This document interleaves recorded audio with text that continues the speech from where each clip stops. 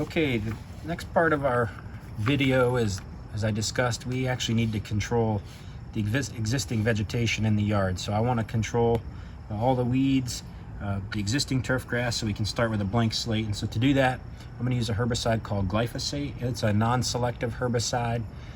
Glyphosate is a unique chemistry because it is very effective at controlling the weeds, but it has a very high KOC value, so it binds very tightly to organic matter. And so basically, once it hits the soil, it is not going to control any other plants, and it's not going to move off in the soil solution. It's going to stay put. And so this is a product that I picked up at just a local farm store. It was $20 for a gallon. I also bought some spray dye. So this is a dye that you put in the spray. It allows you to see what you have and haven't sprayed. So you can imagine when you're spraying a product like glyphosate, a non-selective, so any plant material that it comes into contact with, it will kill. And so you can see that I have a garden and things. I'm going to have to be very careful about keeping this material from actually landing on those desirable plants. I'm actually going to use some cardboard, and you'll see it's an extremely calm evening. You must do this when it's calm. You would not want to attempt to do this during windy conditions. And so this is a perfect time. I'm going to do it in the evening. We're going to let it dry, come out tomorrow. I will probably irrigate it off a leaf blade sometime tomorrow afternoon so my dogs and kids can run around in the yard without any issues. So this is a 41% solution of glyphosate. I'm looking at the label. You're trying to look under the handheld equipment. It says here, for perennial, difficult to control weeds, we want to use a 5% solution. And so for a 5% solution, they're saying 6.5 fluid ounces of this product for every gallon of water. My backpack sprayer holds 4 gallons. I'm only going to put 3 gallons in it.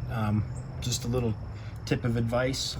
I have not used too many backpack sprayers that give you the best seal up top, so I don't typically like to fill them right to the brim. I like to give myself a little bit of space so that it's not sloshing and potentially coming out and running down. Trust me, you do not want to get this dye on your skin, on your clothes, because it will not be coming off. So I'm going to mix up 3 gallons. So as I said, 6.5 fluid ounces of glyphosate for every gallon. So 6.5 times 3. I'm going to use about 19.5 fluid ounces of this for every 3 gallons of solution that I put in here. So in terms of my PPE, I got my closed-toed shoes, my pants, my safety glasses.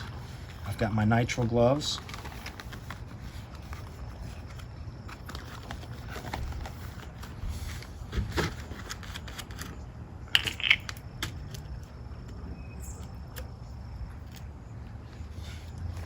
Okay.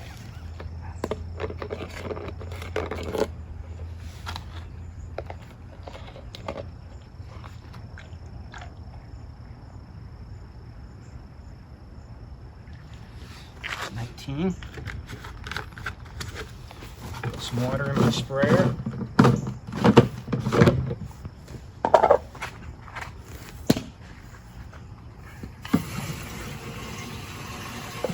I don't have a great idea how many gallons it's going to take me to do the entire yard. My guess is I would think it should take less than 10 gallons, but we'll find out. So I'm hoping to do it in about two or three backpack tanks, but I'll have a much better idea after I spray this first tank. I have about 1.5 gallons of water in here. I'm going to add my glyphosate.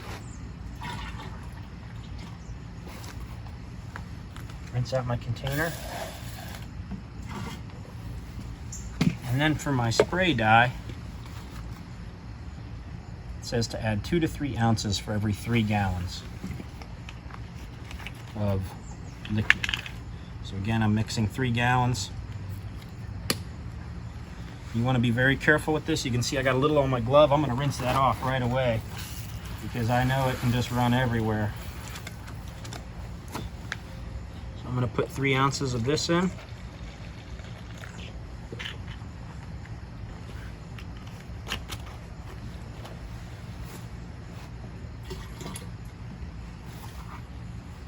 Again, I'll rinse my container.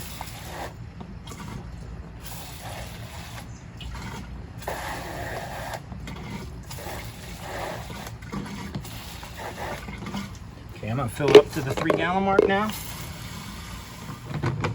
Got my 3 gallons in. Put my lid on, make sure it's tight.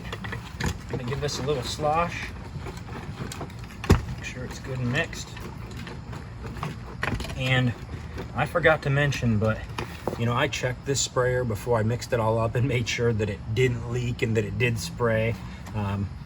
These backpack sprayers, they're often can get a lot of leaks. You want to discover that before you've got the product mixed in it already. So in terms of spraying the glyphosate, one thing that you do not want to do is you do not want to walk through the spray, okay? Because pretty much wherever you walk, you're going to kill the grass. So I'm going to start at the far corner and basically work backwards to prevent from walking in the spray.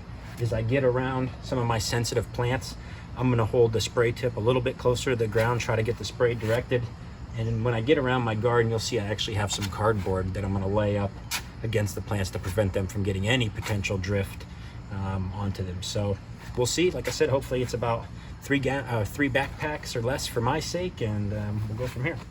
I've just finished spraying the yard. I took about 2 tanks or 6 gallons of total solution, so it did get a little difficult there at the end to see exactly where I was spraying. I should have mentioned that I'm going to do this 2 times. So I just sprayed.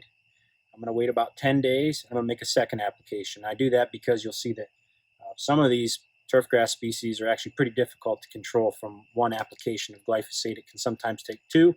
And especially for those that are going to use a backpack sprayer like I do, it's inevitable that you're going to miss a few spots, so you're able to go back and touch those up. So glyphosate, in terms of activity, it definitely takes all of 7 days and even sometimes 10 days before you see the full effect. So if you got to the point where I just got to, you are now pot committed. You have actually pretty much just killed your yard. So you have went off the deep end, but I will tell you it can be a really worthwhile endeavor. So pros, you won't have to mow your yard now for the next month. And we will follow up this video. You will see that I'll keep you updated about when we begin to see activity. I'm sure there'll be a few skips out here that you all get to poke some fun at, but we will clean those up with the second application, and then we'll be ready to get right into the seed bed prep, the seeding, and then the post-plant care. That's the fun part of watching those young turfgrass seedlings come up and hopefully looking for a nice lush yard when it's all said and done. Today's date is Saturday, August 15th. It has been 10 days since the initial application of the non-selective herbicide glyphosate to my home lawn. If you've been following along, this is my home lawn renovation project. This is a project that I get a lot of questions about in my job as a turfgrass scientist. And so after we applied the herbicide, we began to notice the symptoms of the herbicide taking effect and beginning to control the plant. Really began to notice a loss in turgidity, where the plants didn't spring back up about 4 to 5 days after the application, and really at that 6, 7, 8 day mark, really began to notice a loss in color, where we have a lot of starting to get that necrotic straw-like color. And here we are at 10 days, really almost no green leaf tissue. Some of the broadleaf plants, like broadleaf plantain and dandelions, still have some color in the leaf blades, but I think they are going to be fully controlled. So you may remember that I had anticipated needing to apply the herbicide twice. I'm all about trying to apply the least amount of herbicide as possible, and just seeing what I see, I think we got adequate control. So I'm actually not going to go forth and make a second application. You may see that maybe you've skipped an area where you can just clearly see that you have no symptomology. Those are areas we could go back and make a second application right now and clean those areas up so you get really good control of those existing turfgrass plants. After I applied the herbicide on August 5th, I kept my family and my pets off of the yard. We stayed out front for 2 days, and then the morning of August 7th, I came out and used my small sprinkler and just went around and irrigated the entire lawn. Not for a long period of time, but just long enough to try and rinse off the leaf blades. I could still see the tracker dye that I used, so I could see where I was spraying. I could still see that on the leaf blades. I wanted to get that rinsed off so that it wouldn't rub off on our shoes, and also if there was any residual herbicide sitting on the leaf blades, we were able to rinse that down into the soil where we tightly bound to the organic matter. And so the whole purpose behind what we're doing is seedbed preparation. And there are really 2 primary purposes of seedbed preparation. The first is to try and ensure good soil to seed contact. We want to make sure that when we spread these seeds that they reach their way down to the soil and don't get hung up in the crowns of the turf grass plants or the leaves, because if they germinate off of the turfgrass soil, or off of the soil, they're going to have a very difficult time surviving. And so the second piece is also just to control the existing vegetation or eliminate any competition from weeds. So we took care of that first part, the herbicide, controlled the existing vegetation and hopefully the competition from the weeds. Now we're going to get into that soil to seed contact piece. So what I want to do next is I want to go and try to remove as much of the decaying leaf material from the turfgrass canopy as possible. It's kind of twofold. I know that from my experiences, it makes the power raking process go a lot smoother. The power rake just has more power to actually get down there into the soil and create some slits. And if you don't remove these plants now, when you do power rake, you're going to see that it just leaves a lot more debris on the soil surface. And I just find it much easier right now to go through and try to scalp off these plants. And so I did a little test area. What I saw was if I put my mower at the very lowest setting, it's kind of dragging, getting hung up on the little humps and bumps in my yard. So I actually just clicked the front up one notch. And so the front's sitting a little higher than the back, and it actually moves through the yard pretty nice. Some of the plants have really laid over just from us trampling on the yard for the past few days. And so we'll see after I make this first cut. I may go through and stand up some of those plants with my leaf rake and come through and cut them again. I'm anticipating I'm going to cut this twice. Maybe I'll even cut it 3 times. This doesn't take very long to do. It's going to take me no more than 15-20 minutes to mow the backyard here, and we'll see what it looks like when I'm done. I've just finished scalping the yard in 2 different directions. Looks pretty good. There are some places that look really good, some other places I wish it would have cleaned it up a little bit better, but overall we accomplished the goal. We've controlled the existing vegetation. We removed a lot of that leaf litter that was decaying on the surface, and so we're ready for the next step, which will be renting a power rake. I've contacted my local equipment rental. There's 2 different places that have 2 different types, so I'm gonna go check them both out. They're both about the same, about $70 for a $12 rental, or a 12-hour rental. So still trying to stay within my $150 budget.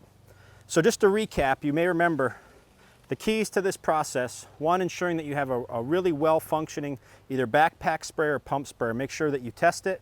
In terms of applying the glyphosate, it's absolutely imperative that you do it under low wind conditions. If that material drifts off and lands on other surrounding vegetation, you're going to have some upset neighbors, or in my case could have been an upset wife with an injured garden. But luckily everything looks really good. We applied the product, we stayed off the lawn, we assessed the symptoms. Overall, I have real consistent symptoms across the lawn. You can see the entire place is straw. Like if you would have any skips, you would see that those areas just would still be healthy and green. So we are really ready to take the next step. I hope you stick around. Moving forward, we're going to power rake the lawn. We're immediately going to seed it, put down some starter fertilizer afterwards, and then we're going to go through the post-plant care. So there'll be more details in those videos as they come, but we're planning to take care of this hopefully Tuesday or Wednesday of this coming week, weather dependent. So I hope you stick around. I hope you have a good week.